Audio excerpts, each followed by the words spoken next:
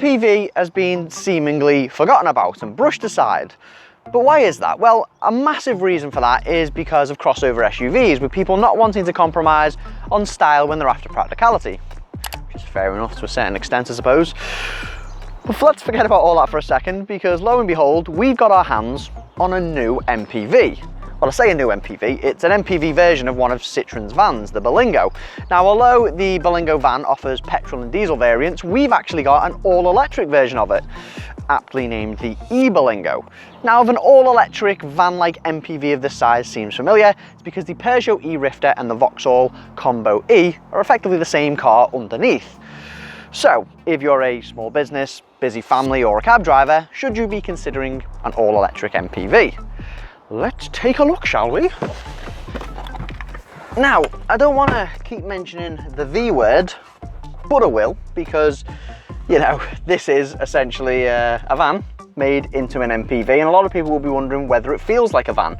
Well, up front in this Flare XTR trim, which is the better of the two trims available, I think it feels pretty good. I mean, except for the center console being missing here, you can opt to have this, but except for that being missing, yeah, it feels very much like a car. I mean, if you go for the more basic feel trim, it does feel quite drastically different, especially on the outside actually. You don't even get alloy wheels, you get steel wheels instead. But back to this Flare XTR trim, because you do get quite a lot of luxurious and convenience features thrown in, like automatic emergency braking, traffic sign recognition, lane keep assist, Apple CarPlay and Android Auto, a reversing camera, sat-nav, DAB radio, and a cool instrument cluster behind the steering wheel, which to be honest is probably my favourite thing about the cabin. The 8-inch touchscreen is okay, it's by no means disastrous, it's just very similar to other Citroen touchscreens. Feels a bit dated, it's a bit slow. To be honest, I think it is just overshadowed by this instrument cluster, which is miles better, especially when you have sat-nav displayed in it. It just looks really upmarket. Now, although kit in the E-Berlingo is impressive, the real success story in the cabin is practicality, because you've got storage bins dotted all over the place. You've got cup holders either side of the dash, you've got storage underneath here, you've got storage in the middle, you've got storage behind the touchscreen. There's a shelf here on the passenger side. You've also got sort of a dash mounted glove box thing. You've also got a shelf, a storage compartment underneath where the glove box probably should be. And although the door bins aren't great, you probably fit a bottle in there just about, it more than makes up for it with the other storage compartments. But the best storage compartment in here is this thing up here. I mean, you can store paperwork, gloves, receipts, fast food cups, wrappers that you won't find for 6 months. I mean, you can fit all sorts, and that is very much, it's very much van-like, but that's the kind of van-like qualities you want in a family car. But do those van-like qualities in terms of practicality carry on to the rest of the car? Firstly, you've got sliding doors, which is a massive plus for families who are constantly getting the kids in and out of the car in tight car parks or by the side of busy roads. It's quite literally a lifesaver. I think all family cars should have them. Anyway, the E-Berlingo is available in a 5 and 7 seat model. We've got the 5-seat model today, but the 5-seat model is still really practical. I mean, you can fit your feet under the seat in front. Leg room is probably on par with a large SUV. You can get really comfy here with the nice big wide windows and armrest. Headroom is absolutely vast. We'll come back to that in a minute. And the floor's flat, so you can move around very easy. You can even do a bit of a river dance if you wanted to. So yeah, really spacious in here, and it feels massive. The Flare XTR trim also comes with tray tables, although they are a bit flimsy, a bit scratchy, and you know, a small child's bottle won't even fit in the cup holder, so that's a bit disappointing.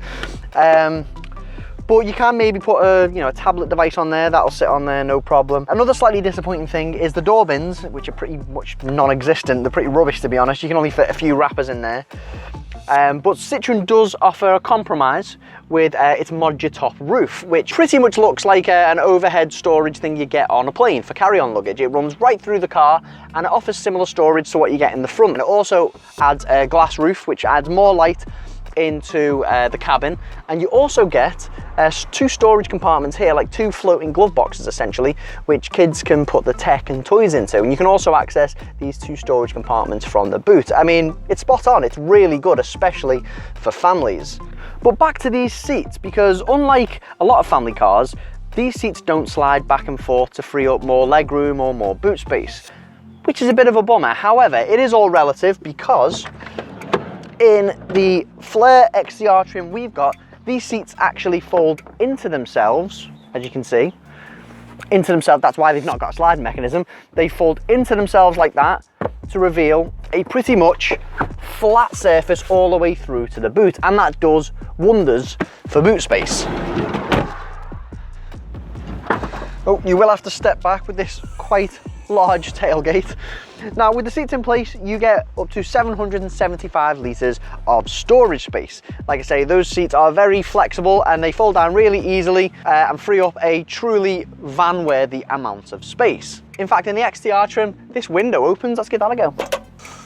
Have a bit of that. That front passenger seat also folds down flat so you can load really long objects in. And also worth noting is that this parcel shelf has 2 adjustable heights, which is just really useful for anything from shopping to cargo of different sorts. Unfortunately, there isn't any underfloor storage, but to be honest, I think it more than compensates for it with its no-nonsense boxy shape and low load lift. Now, thanks to the E-Berlingo's boxy shape and easy folding seats, this really is a car that's fit for a lot of different lifestyles. Like if you're a painter, airport-bound cab driver, circus act, and a content creator. So yeah, the E-Berlingo is very practical. Look at that, loads of space to spare. And its electric underpinnings don't affect its practicality, but do they affect the way it drives?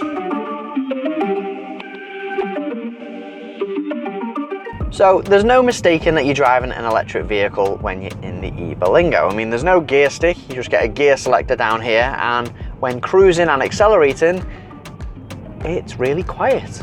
It's actually quite nice. Any rattling you can hear is that ladder I've got in the back. And power in the E-Berlingo is a 50 kilowatt per hour lithium ion battery, and there's a 134 horsepower electric motor driving the wheels. Now on paper, it's officially got a 0 to 62 miles per hour sprint time of 9 seconds. But I tell you what, if you're at a junction and you blip the accelerator and jump out, it feels much quicker because you get that instant torque. And that aspect of the E-Berlingo alone eliminates a lot of the sluggishness you might associate with a van. One thing that is a little bit van-like about the E-Berlingo though is the slightly wallowy, bouncy suspension when you hit imperfections in the road. And this can be said for a lot of large MPVs and SUVs, and it's mainly when it's unladen or you've got no passengers in the back. But don't get me wrong, it's not uncomfortable by any means. The ride just takes a bit of time to settle after hitting lumpy bits of road, but I did have a few people in the back a few days ago and that did settle down, so that's worth noting. And overall, the E-Berlingo is very easy and very nice to drive. Visibility is great all round because of the plentiful glass in here. You've also got a head-up display which makes viewing the speedometer really easy, especially on longer journeys when you're cruising on the motorway. The instrument cluster, as mentioned before, is really smart, especially when you fire up the sat-nav. And the steering's nice and light as well, which makes parking manoeuvres really easy, but it does weight up at higher speeds and when cornering. And speaking of cornering, I mean, you're not going to have lots of fun on a country road in an E-Berlingo, but it does feel really sure of itself. It doesn't feel like it's going to lean off the road at any time. But back to its electric powertrain, because we've got to talk about range and charging. Now, officially on the WLTP cycle, the E-Berlingo claims a range of 182 miles. Now, even if you can achieve that, it's still not amazing. I mean, I fully charged it yesterday and it had 164 miles on the clock. Now, you can get a lot done 164 miles or 182 miles, whatever you end up getting, but if you're a cab driver who's making lots of trips to the airport, or you're a busy family going for a weekend away, you are gonna have to know where those charging stations are. And speaking of charging stations, actually, the E-Berlingo is compatible with 100 kilowatt per hour chargers, which is really good. That means you can boost the battery from 10 to 80% in just 30 minutes. Although more realistically, if you're going to use the 7 kilowatt per hour wallbox chargers, like the one I've got at home, you're looking at around 7 hours for a full charge. Hello and welcome to this cutaway. Now, another quick note on charging. Let's say you're rushing around and let's say in a small business, for example, you stop to refuel, you're making deliveries and you want to load the car up as quick as possible. Well, you won't be able to have both doors open because the charger is blocking the sliding mechanism of the door. But don't worry, you're not going to accidentally snap the charger because there is a safety precaution in place. Aside from range and power, however, a lot of people, especially those who are buying the E-Berlingo for business reasons, will be very glad to know that it carries an extremely low BAK tax rate of just 2% for 2022 and 2023. Now, although the vast majority of the E-Berlingo's driving characteristics make it very quaint to drive, we've got to talk about its brakes.